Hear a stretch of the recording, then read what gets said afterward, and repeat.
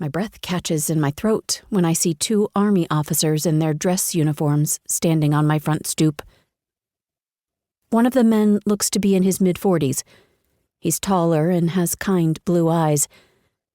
The other is shorter and seems younger, probably in his 20s, with dark hair and tanned skin.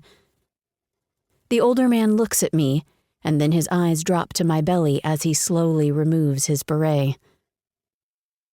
Deep down, I know why they're here, but I try to convince myself there's been some mistake. Maybe the wrong house. "Sophie Miller?" he asks hesitantly. The breath leaves my lungs and the blood drains from my face. "Yes, I'm Sophie," I reply, barely above a whisper. His eyebrows draw together and he looks at his feet before he brings his eyes back up to meet mine.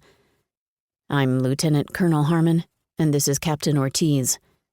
It's our deepest regret to inform you that your husband, Sergeant Samuel Miller, was killed in action yesterday while he aided in a mission near Kabul. I am incredibly sorry for your loss." I stand there paralyzed by the sudden onslaught of emotions running through me. It's like my mind can't keep up with the words they said, making me incapable of understanding. There's no way they have the correct house.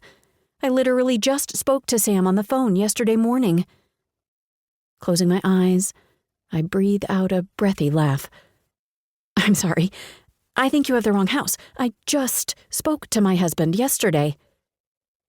The younger officer takes a step toward me. "Ma'am, I know this news is difficult to hear. I'm so sorry. What can we do to help? Can we call someone for you?" Something in my brain snaps. "No, you need to leave. You have the wrong house." The other man steps forward this time.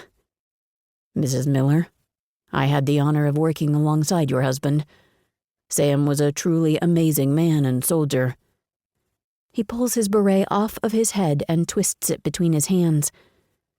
"He spoke of you often. His love for you was always apparent, and for your baby too." My baby. Our baby. No, no, no. I can't do this alone. I can't do this without Sam. He was supposed to be here with me, by my side, helping to raise our daughter. My legs give out from underneath me, and I faintly recall the 2 men helping me inside and onto the sofa. The older officer, I can't remember either of their names, asks me if there's a friend they can call for me. I hand him my phone and the word Sarah comes out of my mouth. I barely recognize my own voice. Sarah is my closest friend here at Fort Bragg and lives just a few houses down from me.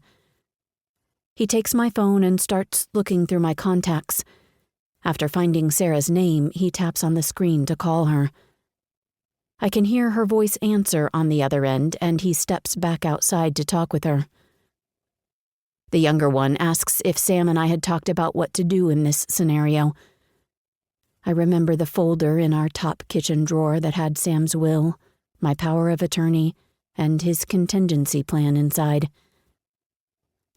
I tell him about the contingency folder in the kitchen drawer by the microwave. He walks from the living room to the kitchen to retrieve it. A moment later, he strides back into the living room, folder in hand, and tries to hand it to me. I push it away and tell him, "No, I don't want to look at it. Can you just read through the papers?" He nods curtly. "Yes, ma'am. Whatever I can do to help." Leaning forward from my seat on the couch, I put my face in my hands, trying to calm myself. "Your friend is on her way," the older man says in a sympathetic voice. I feel movement next to me. He must have sat on the couch. I keep my head in my hands and focus on breathing. "Do you have anyone else you'd like us to call?" one of them asks. My mind has become too fuzzy to distinguish one from the other now. I can't find my voice to answer him. My husband is gone. I can't believe it. Maybe I'll wake up tomorrow and realize this was just a nightmare. I'm in a fog of complete shock. Not knowing.